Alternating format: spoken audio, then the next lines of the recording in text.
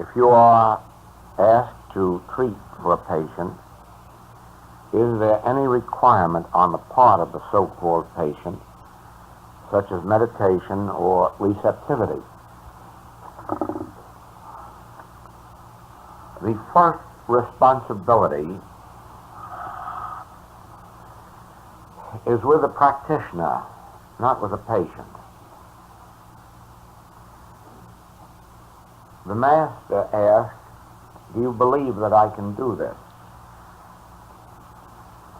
And he said to the disciples, when they failed to heal, that if they had more faith,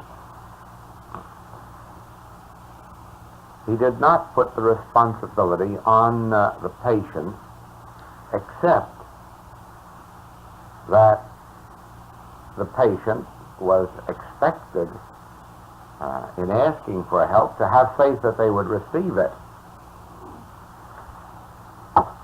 Now, I doubt very much if all of those who ask us for help have that much faith, because too many people ask for metaphysical help and are also taking medicines and other forms of materia medica. So if the question were asked them, "Do you believe that I can do this?" in order to be truthful, they would have to say, "No, I don't believe you can do it, I merely hope so." No person who turns to spiritual help while they are using material means has any real belief that they're going to get the help. They have a hope, and as a rule, a dim hope, not a very expectant one. The person who believes that they are going to get the help through spiritual means would not at the same time be relying on material means, nor would they expect spiritual means to help material means, nor would they expect material means to help spiritual means.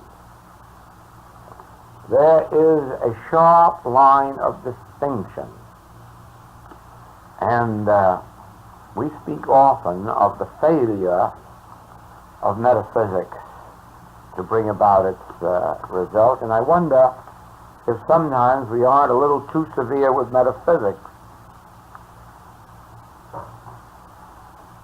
for the simple reason that metaphysics does not get the degree of faith, even from those who ask for the help, that it should have.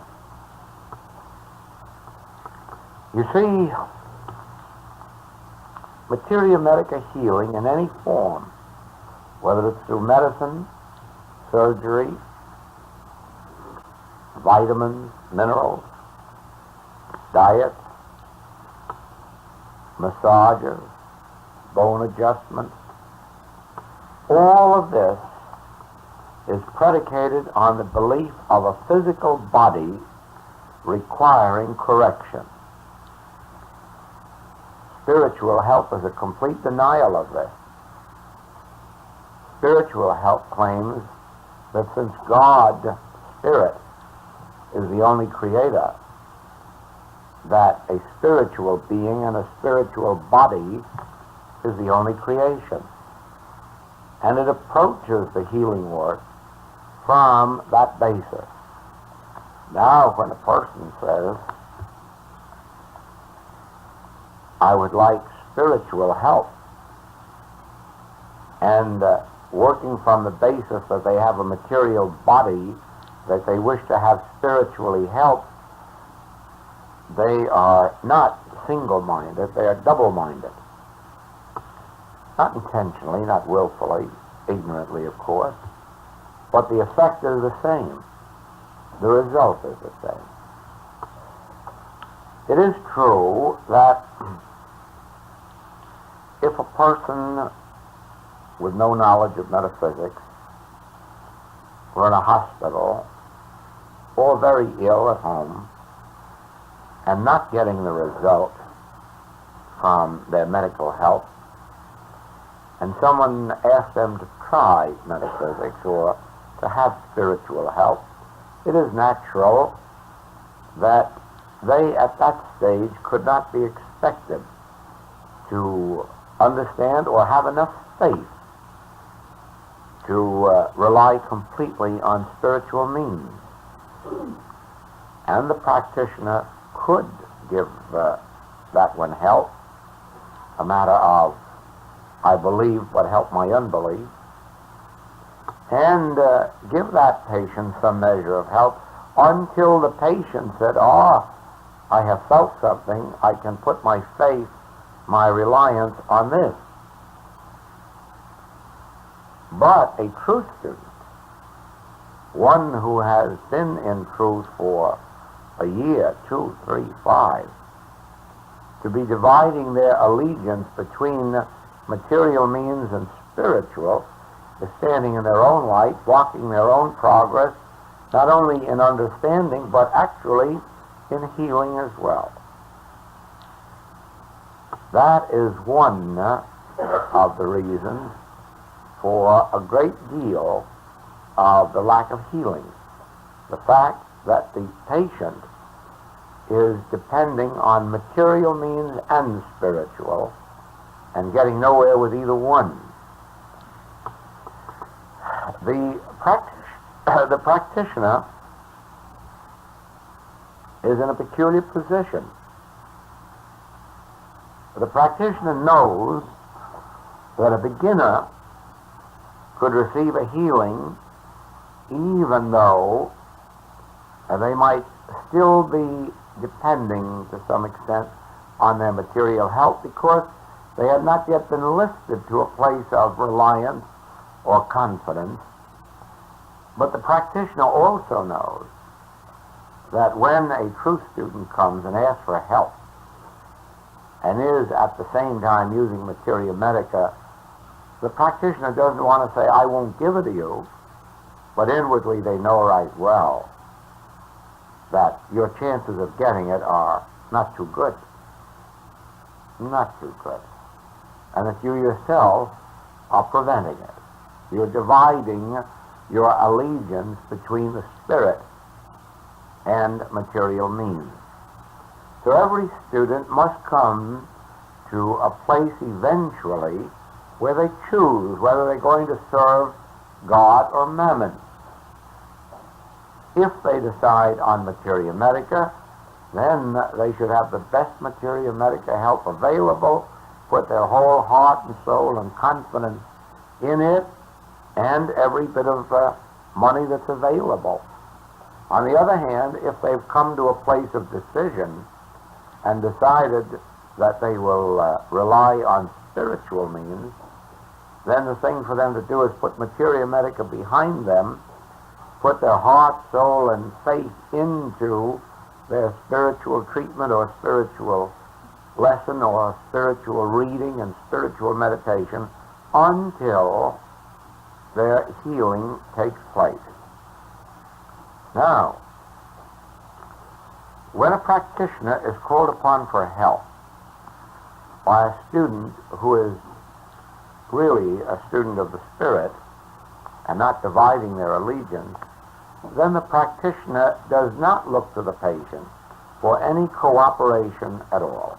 That is, all they ask is that the patient relax and let the practitioner do their work. This means, of course, that the patient is relaxing, is reading, is keeping their mind stayed on God, but not giving themselves treatment for whatever the ailment may be. Once they've turned the case over to the practitioner, let the practitioner carry the responsibility while the patient merely rests, relaxes, reads, meditates, goes to a class or a lecture, whatever they like, or if they so desire, take a vacation, a rest. But always, always, with their full and complete reliance on the spiritual means, then the practitioner has very little difficulty, because one with God is a majority. One with God is a majority. One practitioner, consciously one with God, can bring out healing without any question of doubt. But there must be a yielding. There must be a giving on the part of the patient, so that their confidence and their faith is in the spiritual approach to healing.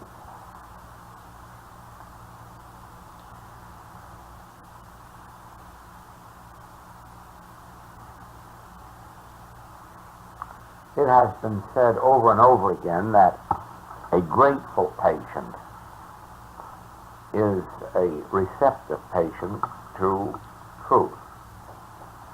And that is true. Not because of the money that may change hands, but that the money that changes hands is an indication, an outer indication of an inner faith. Nobody pays out money for something they have no faith in. Nobody in their right mind would pay out money for something in which they had no confidence. Nobody could feel grateful for something in which they had no confidence. And so, whether it's the paying of money or some other form of appreciation or gratitude, is an outer sign of an inner confidence in the healing method or in the healing practice. In other words, when a person comes and asks for help and has very little hope, very little confidence in the result, this sort of being grateful, appreciative, rarely enters their mind. Oh yes, if I get healed, I'll be grateful. Of course, that's bargaining with God. That's like tithing 10% to get back 90%. That doesn't work. But when a person comes to a spiritual faith, a spiritual religious teaching, and feels within their own being, this is it. This is what I want. This is what I have confidence in. This is what I know is right. They come in the same spirit of gratitude and appreciation as a person goes to a friend in whom they have confidence, with whom they wish association or communion, with love in their heart, gratefulness, appreciation, friendship, and so forth. And so it is, when any individual has faith in metaphysical or spiritual means of healing, you can tell it in their whole attitude. And when not, you can tell it too. Now, the grateful heart, the appreciative one, isn't the one that's paying money in and of itself. It is the one who in some way indicates their faith and reliance on the spiritual means. Do you follow that? Do you see the difference between just paying money for money's sake, or the fact that the payment of money is but a token, a symbol of what is going on inside? Well, in the same way, a person who has ever felt a touch of spiritual healing could never have reliance on material means, and their entire thought would be in the direction of more light, more light, more light, more realization, more realization.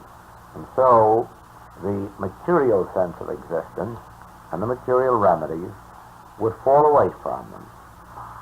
Now, it is particularly true in the metaphysical field that the reliance has not been fully placed on spiritual means. In the Christian Science field, it is much more true, or rather there is a greater reliance on spiritual means alone, for the simple reason that 9 practitioners out of 10 wouldn't even give you a treatment if they knew that you were relying in any way on material means. It is contrary to the entire teaching of Christian Science to permit a patient to indulge both materia medica and the Christian Science treatment, and is probably one of the reasons why they get much better results in their healing work than is true outside the Christian Science movement, because even with only the same degree of understanding on the part of the practitioner as another practitioner, they would get better results because of the patient's own complete reliance and faith on spiritual means. And so watch this very carefully. There is apt to be a sense that we are human beings, that we have material bodies, and that we are merely going to God through truth to get some help for our material bodies and our material pocketbooks and our material modes of life. And that isn't true. That's having a double vision. When we come to truth, our main goal is to give up our material mode of living, our material dependencies, our material way of life, in order to enter the kingdom of God. The Master made it very clear that you cannot have both kingdoms. My kingdom is not of this world. And you can't have this world and my kingdom. You can't have mother, brother, father, and sister and my kingdom. You can't have all of these material things of life, material sense of life, and my kingdom. And that is a distinction that everyone must understand. Of course, it doesn't mean that we give up eating, drinking, sleeping, marrying, or any of the other so-called human activities. But it means that we give up the material sense of them and gain the spiritual sense of them.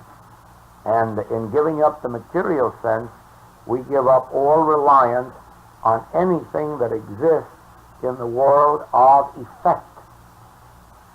Our complete reliance must be on the world of cause. In other words, when we say, "Thy grace is sufficient for me," we cannot at the same time go out and take an aspirin tablet. We have made a liar of our own statement that thy grace is sufficient.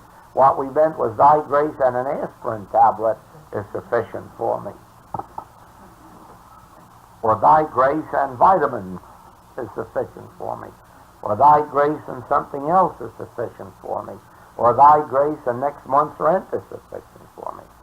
In the spiritual way of life, you give up this outer dependence and literally, and I say literally live as though thy grace was sufficient for me, and then let the human world unfold as it will.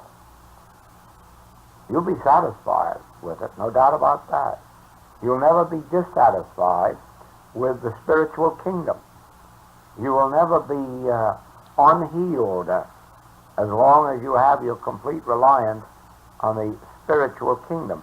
But you must come to a place, we must come to a place of utter and complete reliance on thy grace. Now, if we are having financial difficulties and say thy grace is sufficient for me and I need $100 too, we are double-minded and we are sacrificing our demonstration. If our fault is a physical one and we say thy grace is sufficient for me, thy law, thy healing grace the power of thy Spirit is sufficient for me, plus a chiropractic adjustment, you see where that leaves us, don't you? We have made a liar of our own statement. We have contradicted our own faith. We have lost our faith.